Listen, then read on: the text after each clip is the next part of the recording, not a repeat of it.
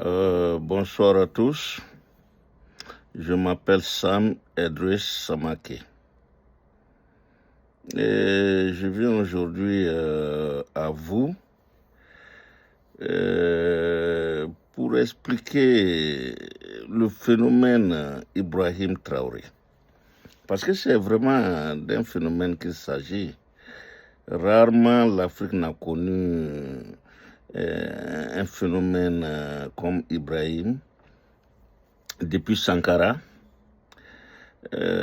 pour notre génération, depuis Sankara, Rawlings, aucun jeune dirigeant n'avait fait encore l'unanimité comme Ibrahim. À peine arrivé de Russie, qu'il a fait face à une envahissement sanglante des terroristes, qu'il a maté, qu'il a su mater.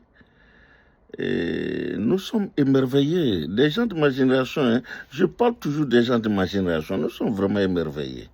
Parce que en notre temps, c'était impossible de croire que nous pouvons combattre des ennemis sans l'apport des Français, sans l'apport des Européens.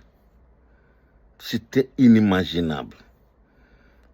Inimaginable, c'est-à-dire on ne pouvait pas l'imaginer, c'était impossible, carrément impossible de penser qu'on pouvait nous battre sans les Français, sans les Occidentaux. Non, pour l'Africain, d'abord on n'avait même pas d'armée, parce qu'on nous a fait croire qu'on n'a pas besoin d'armée, qu'eux ils sont là pour nous aider, qu'ils sont là pour nous défendre, même pas nous aider, nous défendre.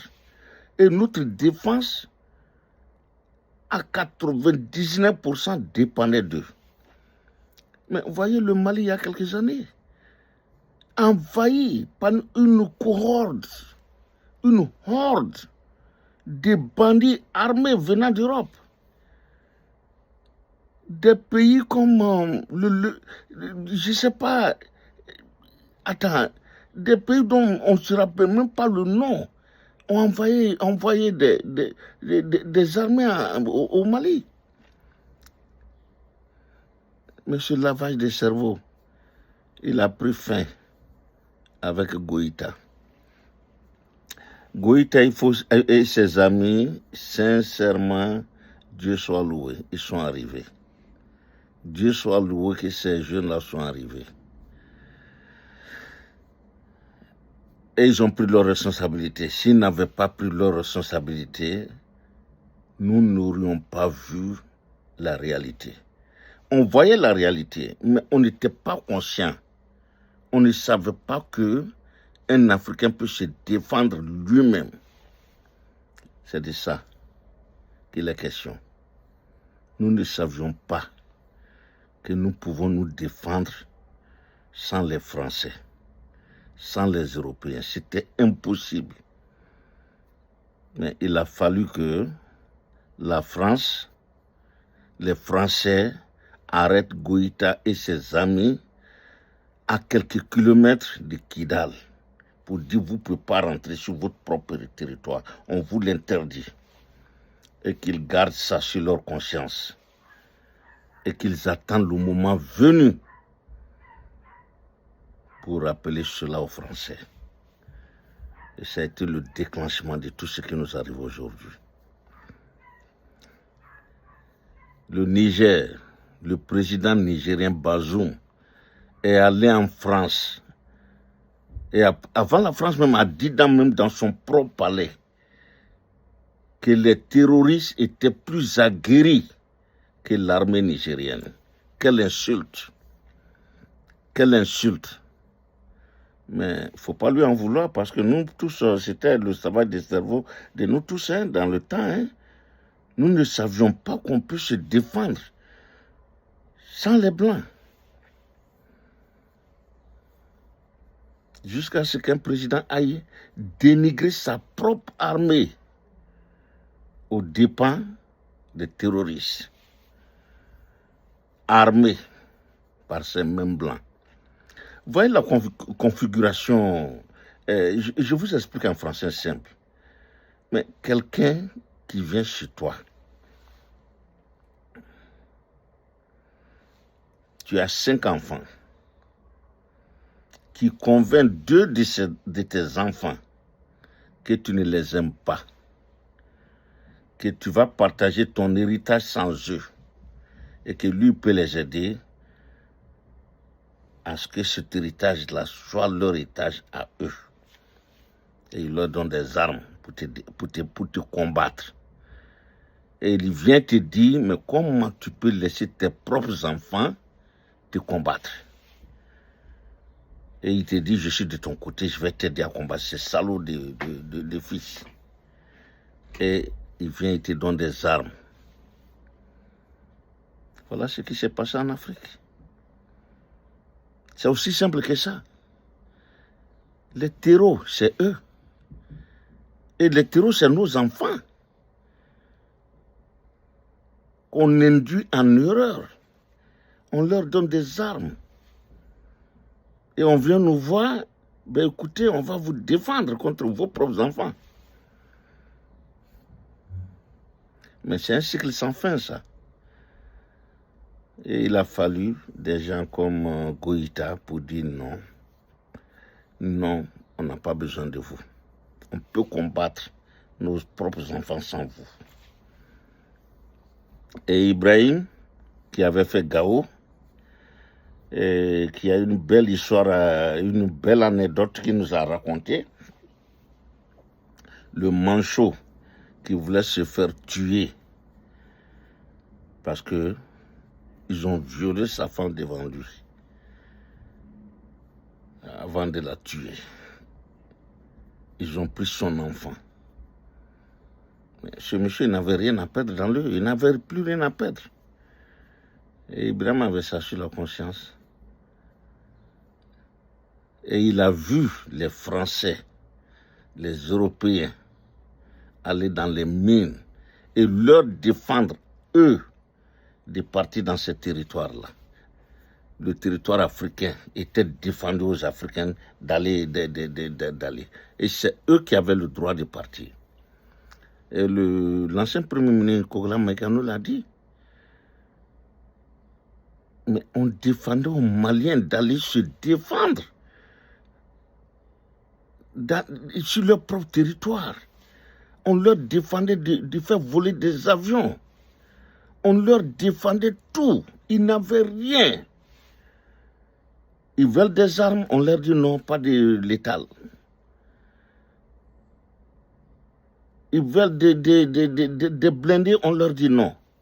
Et de l'autre côté, ils vont donner des blindés. Donc c'est aussi simple que ça. Et aujourd'hui, il a fallu des jeunes. Dans toute chose, il y a le déclenchement. C'est parti des Goïta. Damiba, auquel Ibrahim et ses compagnons ont fait confiance, est venu. Et lui, il a commencé à manger à l'Élysée, à boire à l'Élysée, ben c'est fini. C'est comme Ndao. Quand Ndao a été reçu à l'Élysée une fois, mais c'est fini, il a perdu la tête. Damiba aussi avait perdu la tête. Mais il fallait que les Goïta ne perdent pas la tête. Il fallait que Ibrahim et ses compagnons ne perdent pas la tête. Et qu'ils relèvent cela.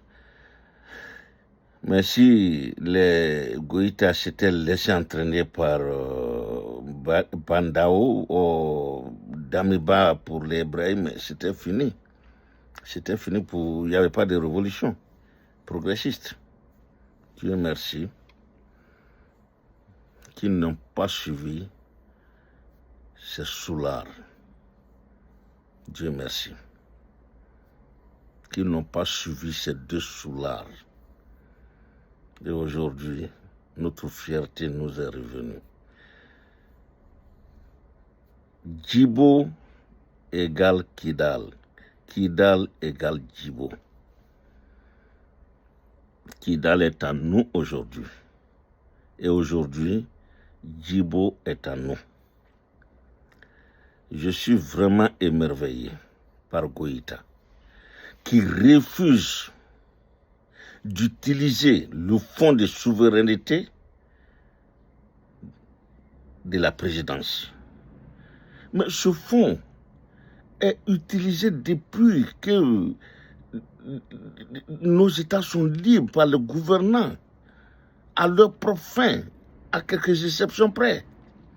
J'ai lu les 2 tomes de Lamizana qui a dit que les fonds de souveraineté du Burkina, de la Haute-Volta, c'était pas beaucoup, mais il employait ça à aider les plus pauvres.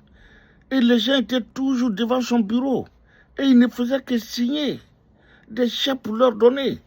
Et c'est ainsi qu'il a rencontré Sankara, qui était venu pour une motopompe dans son secteur, à Pau. Il n'y avait pas d'eau. Et il était venu pour une simple motopompe.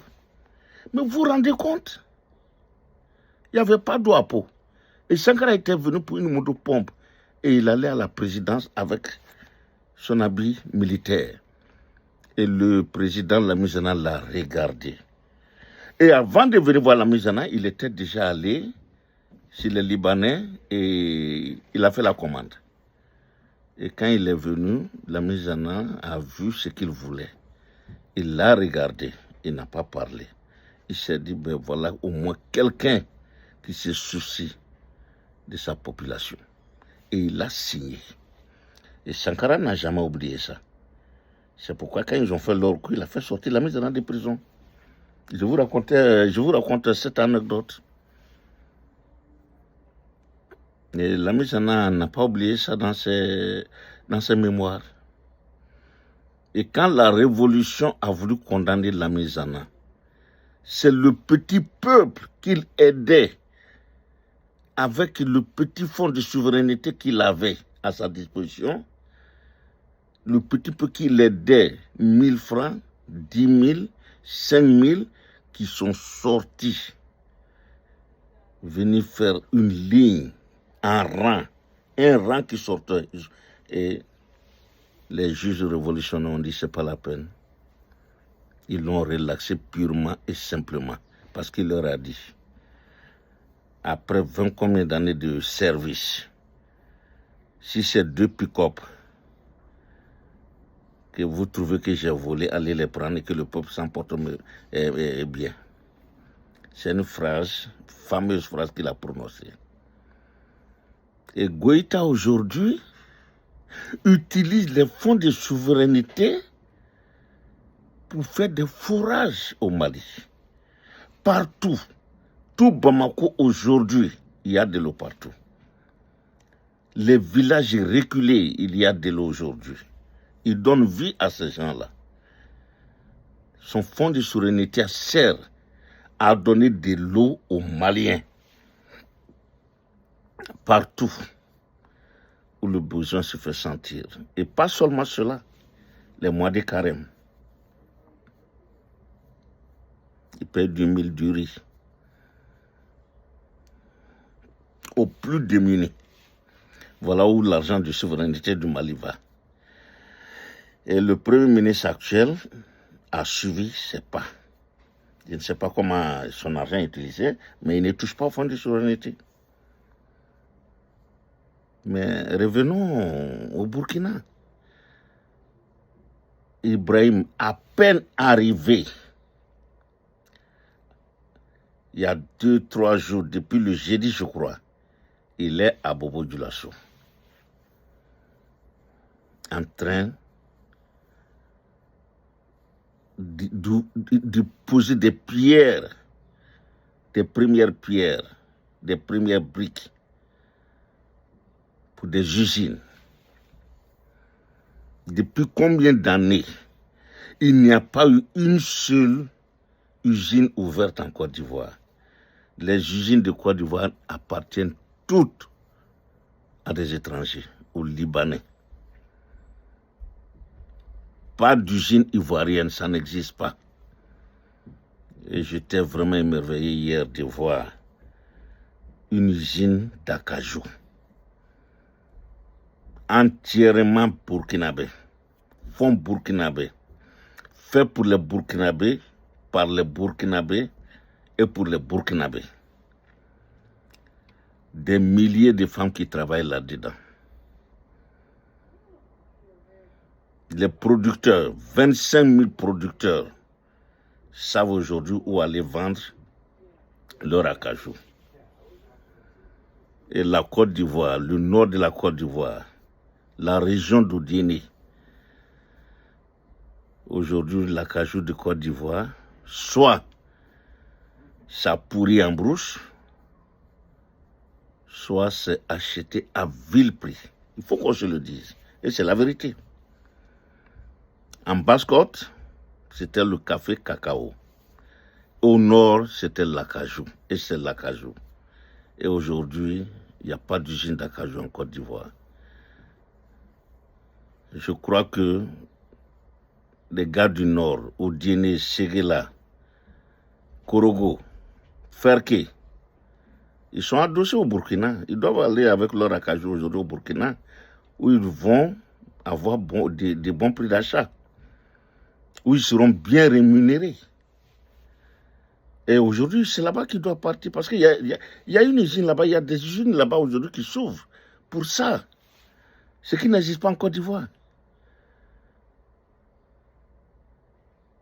Ceux qui achètent l'acajou de Côte d'Ivoire à un prix meilleur, c'est les Indiens. Et on leur interdit. Et aujourd'hui, il y a l'exclusivité qui est accordée à des imbéciles qui gravitent autour du pouvoir. Est-ce qu'Alassane le sait? Je n'en sais rien. Et c'est pourquoi je viens toujours à ma belle-sœur Dominique. Réveillez-vous. Il faut parler à ton mari, il faut parler au grand frère. Il est temps de sortir par la grande porte. Parce que ce qui s'est enclenché aujourd'hui, ce qui est enclenché au Mali, au Burkina, au Niger, ne va pas s'arrêter. C'est une contamination. Ça va contaminer toute l'Afrique. Ça a commencé là, mais ça va contaminer. Même en Afrique centrale, en Afrique australe. Chacun attend son tour, hein? Chacun attend son tour.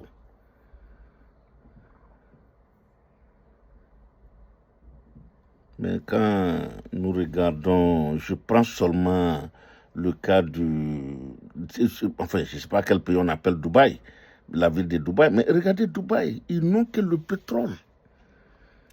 Et avec le pétrole, ils sont arrivés à transformer, c'est-à-dire leur pauvreté, en grande richesse aujourd'hui. Le Mali n'est pas pauvre. Le Niger n'est pas pauvre. Le Tchad n'est pas pauvre. Le pétrole coule à flot dans ces trois pays. Ou va couler à flot dans ces trois pays. Et ils ne peuvent pas transformer leur pays. Les Tchadiens, les débits, ils ne peuvent pas transformer leur pays comme Dubaï, avec tout le pétrole qu'ils ont.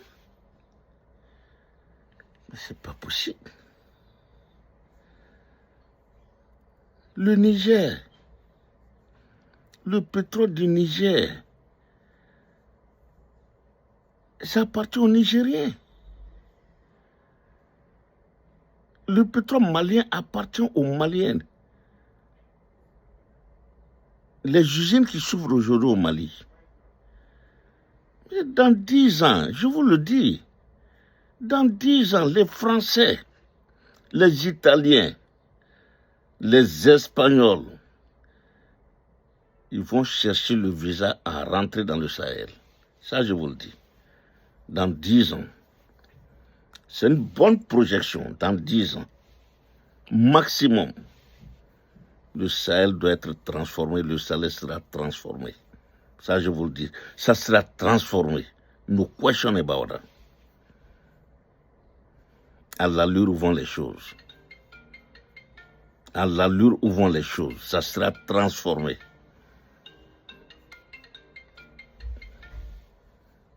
Carrément transformé.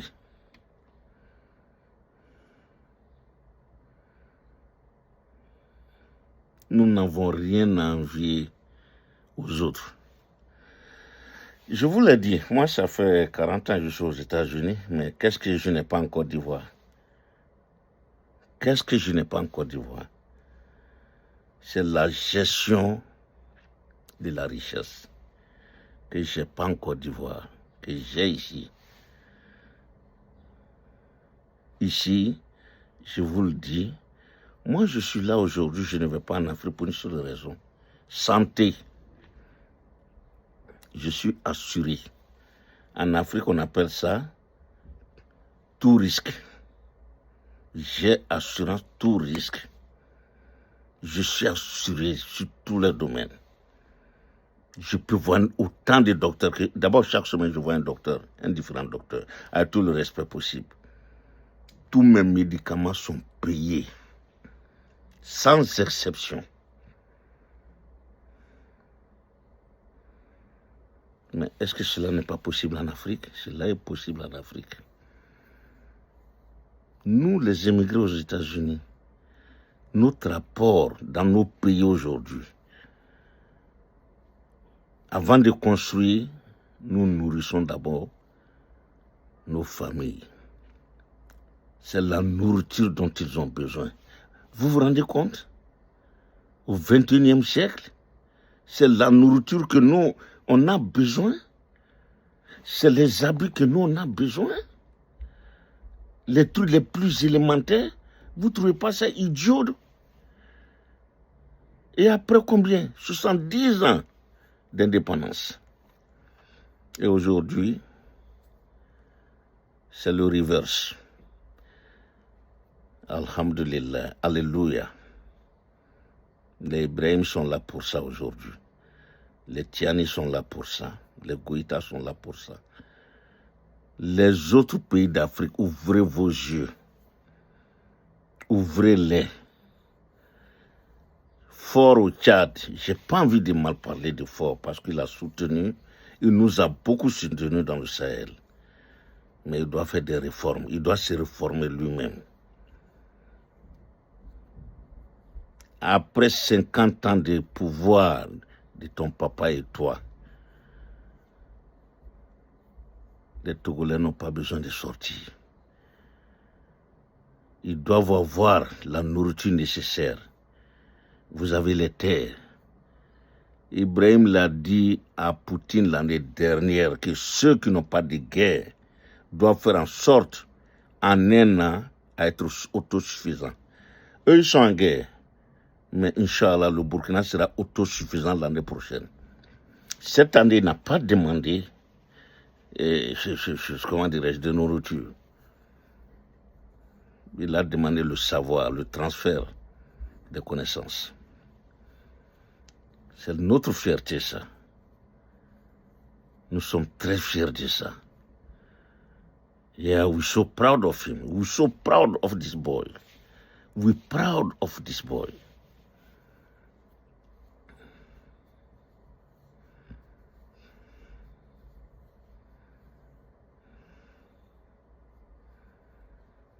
Nous nous demandons, je me demande est-ce que ce petit-là il dort. Je me demande qu'est-ce qu'il fait, comment il est toujours en mouvement. Moi j'ai beaucoup peur pour lui, hein, j'ai beaucoup peur pour lui. Les tentatives, je peux vous rassurer sur un truc, ils ne pourront pas le tuer, mais si tu es Ibrahim, il ne peut pas venir s'asseoir au Burkina. Non, ça c'est hors de question. Si tu tiens, il ne peut pas s'asseoir à Niamey. De même pour Goïta. Mais ils veulent simplement bouleverser ou ralentir la marche des pays sahéliens. Mais ils ne pourront pas le faire. Ouvrons les yeux, protégeons nos leaders, protégeons ces jeunes, protégeons ces leaders-là.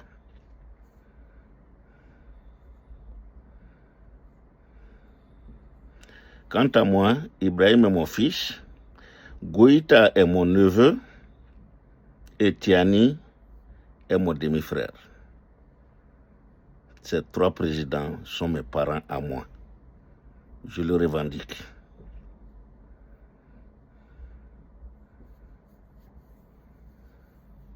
Nous sommes fiers de vous.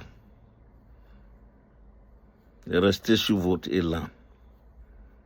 Vous êtes supportés par toute l'Afrique, par toute la diaspora africaine, par tous les Américains noirs, les Jamaïcains, les Noirs qui sont dans les îles. Il y a beaucoup d'îles, les Antilles. Vous êtes supportés et tous les jours, ces gens-là vous suivent. Ils suivent la marche de l'Afrique aujourd'hui et ils sont fiers. Faites en sorte que dans 10 ans, ceux-là puissent venir investir en Afrique. Invitez-les. Ils veulent investir. Ils veulent vraiment investir en Afrique. Invitez-les. Créez des colloques. Allez les voir. Venez les voir ici. Sankara est venu ici, il était à Harlem. Les gens de mon âge à Harlem, là, ils n'ont pas oublié ça. Les vieux, là, ils n'ont pas oublié. Ils sont tellement fiers d'avoir vu Sankara. Comme ils étaient fiers aussi de connaître Rawlings. Et aujourd'hui, le plus médiatique, c'est Ibrahim Traoré. Ils connaissent beaucoup Goïta pour ce qu'il fait au Mali. Ils apprécient beaucoup Tiani pour ce qu'il représente au Niger.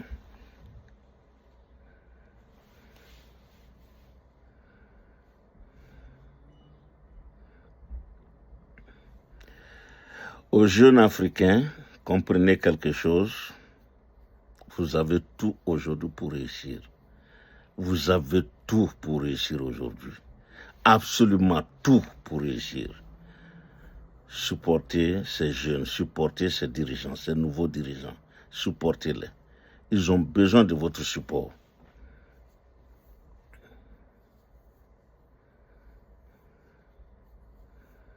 J'aurais aimé être dans mes 20 ans aujourd'hui, je serais déjà rentré. Soit au Mali, soit au Niger, soit au Burkina. Et je suis toujours prêt à rentrer d'ailleurs. Il y a des combattants, s'il n'y en avait pas, nous serions rentrés, on est nombreux. J'ai des amis aussi qui veulent rentrer. Mais pour le moment, on reste là, on vous encourage.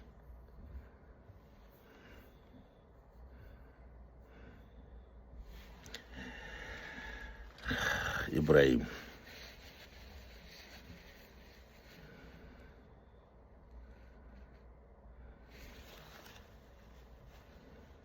En moins de 2 ans,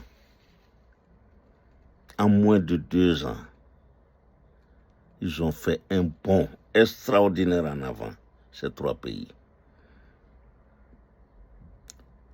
Ils font des boulots titanesques.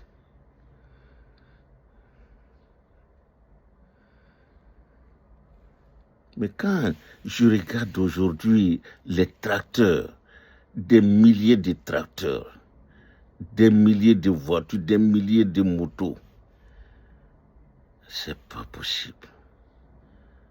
Les fonctionnaires sont payés, les retraites sont payés. Mais je me demande d'où vient tout cet argent. Je me demande, est-ce que c'est le même pays? Des pays qui étaient assistés, qui ne vivaient que d'aide. Le Burkina ne vivait que d'aide, le Mali ne vivait que d'aide. Et aujourd'hui, ils n'ont pas besoin de ces aides. Et ils sont en train de faire des boulots extraordinaires, gigantesques.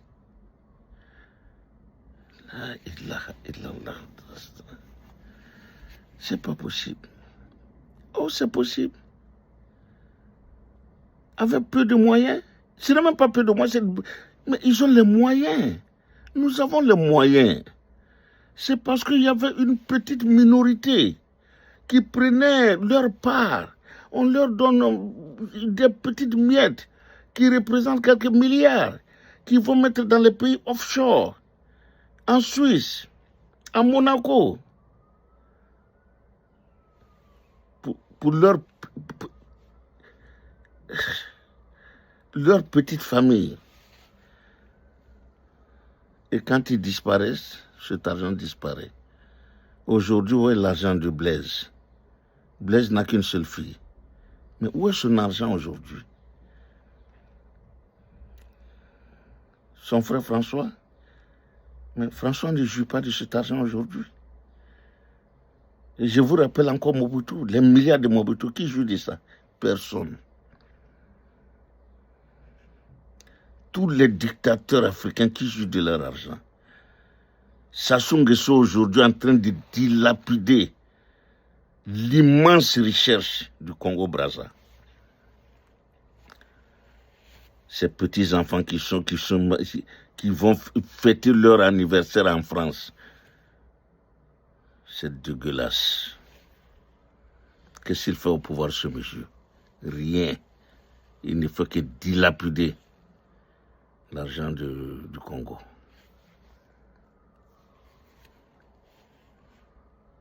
La RDC, immensement grand, immensement riche. Quel gâchis. Le Tchad, très riche, mais depuis les indépendances, Tombalbaye, Félix Maloum, Hissène Habré, début père, maintenant début fils.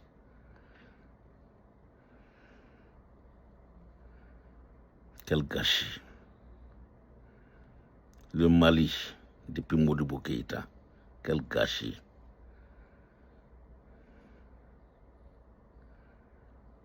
Le Burkina, Maurice Yaomeogo, la Mézana, Cézerbo, le commandant Jean-Baptiste, quel gâchis. Et même pour le Niger, Amani Diori, Séni Kounché, quel gâchis. Trop, c'est trop. Supportons ces jeunes leaders, ces nouveaux leaders en Afrique de l'Ouest. Supportons-les. Dans quelques années, nous n'aurons pas droit, vous n'aurez pas droit à l'échec. La jeune génération, vous n'avez pas droit à l'échec. Vous avez tout. Tiani, Goïta et Ibrahim sont en train de baliser. Ils sont en train de baliser pour vous. Prenez-en soin. Faites en sorte que le Mali soit plus que Dubaï demain. Que le Niger soit plus que Dubaï. Et qu'il fasse bien vivre à Ouaga comme à Monaco. Comme au Koweït. Comme à Singapour. Singapour, une petite bourgade. Mais aujourd'hui, regardez Singapour. Nous pouvons le faire. Il suffit de dire non aux impérialistes. De dire oui à nos savants, à nos mécaniciens, à nos agriculteurs, à nos commerçants. Il faut leur dire oui. Il faut les aider. Ils ont besoin d'aide. N'encouragez pas les fainéants. N'encouragez pas les paresseux. L'Afrique, c'est ça en fait. On n'encourageait que les paresseux.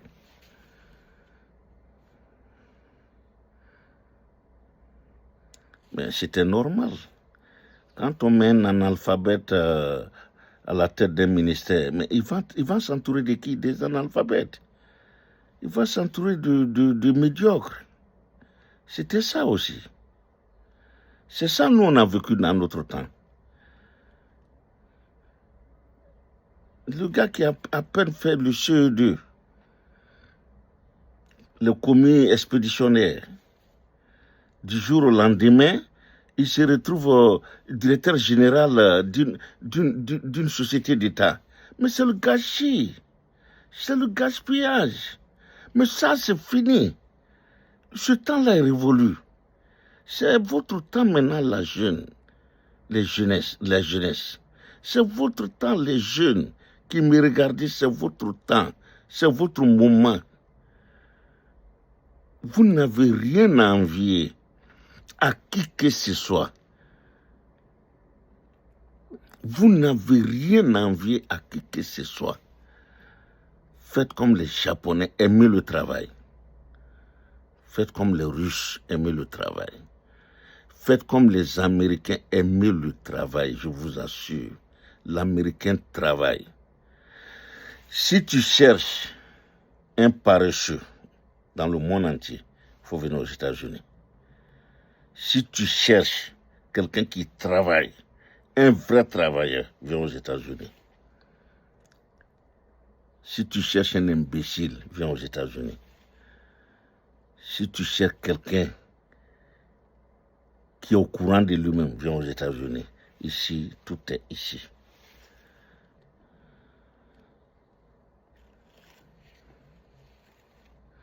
L'Américain, souvent, quand il veut être fainéant, il est tellement fainéant.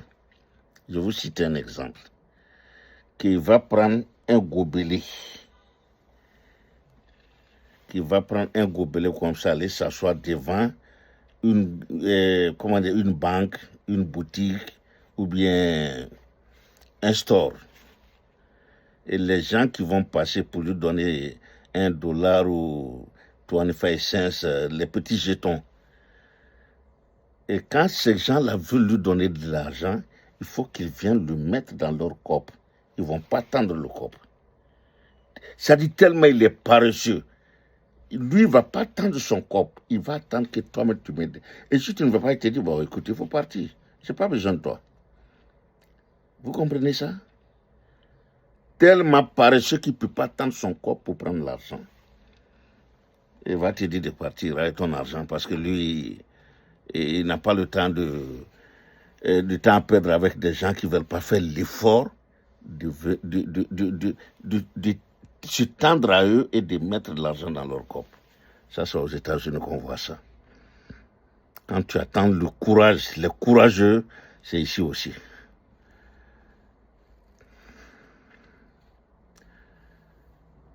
Donc, mes chers enfants, mes chers petits, la jeunesse, travaillez.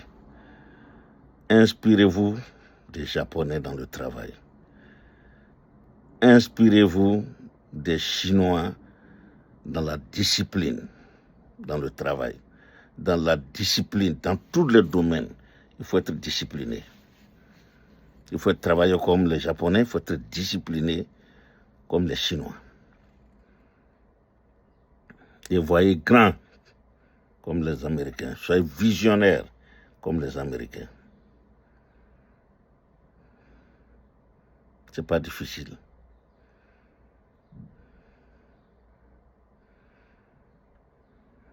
Vive Tiani, vive Goïta, vive Ibrahim, vive l'Afrique.